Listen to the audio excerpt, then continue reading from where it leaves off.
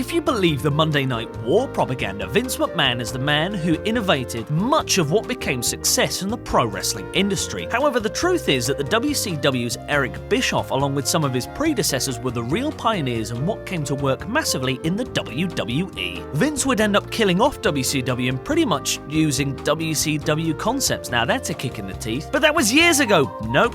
Have a look at present day. Ryback is the all-new Bill Goldberg. He's a spitting image puppet of Goldberg. I'm Cal from WhatCulture, and here is 10 gimmicks stolen from WCW. Number 10. Nitro Inspired Raw. Despite Raw debuting 2 whole years before Nitro, it was WCW's Monday night flagship which really influenced the stature of professional wrestling. So, how are they similar, Cal? Well, Nitro ran for a 2-hour format since May of 1996. Raw copied that in February 1997 after Mr. McMahon heard loud and clear that Nitro's unopposed hour was winning the war. Not only was there the extra hour, but also the live format, giving the idea of an anything can happen thing.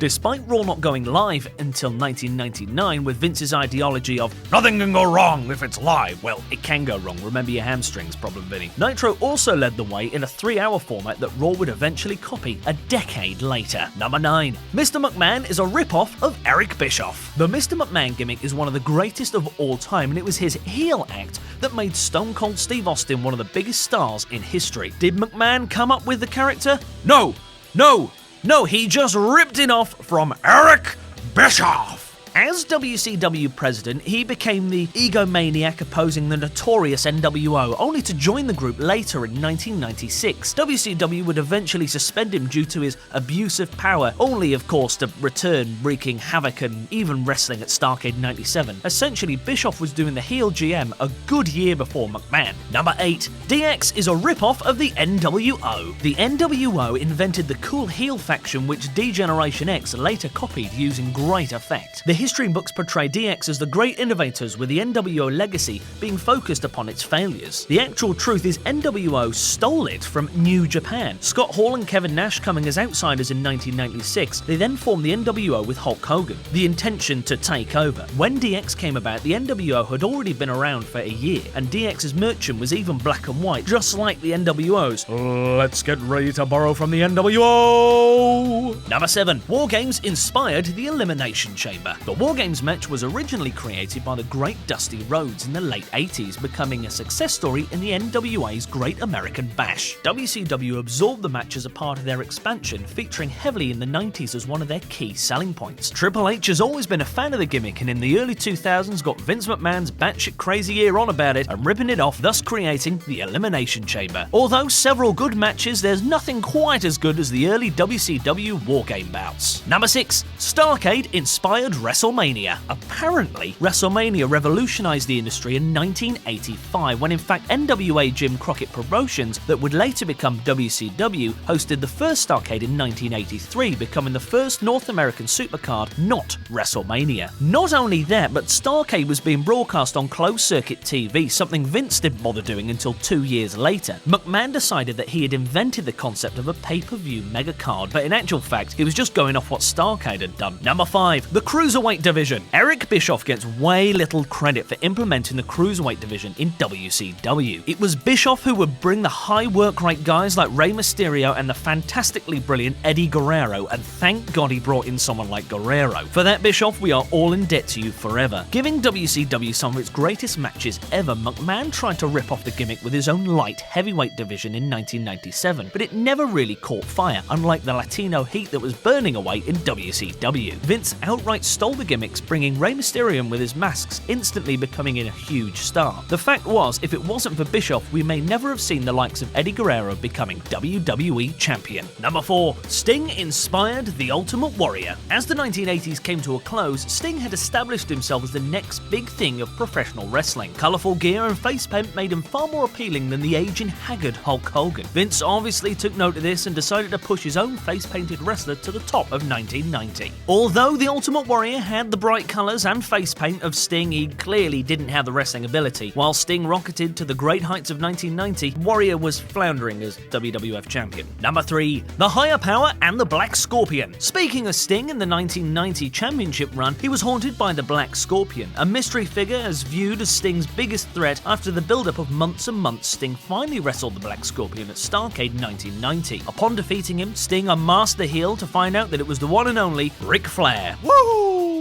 In 1999, the WWE ripped it off once again with the Higher Power storyline. The Undertaker was the Higher Power against babyface Mr. McMahon. So imagine the confusion when the Higher Power was revealed to be Mr. McMahon.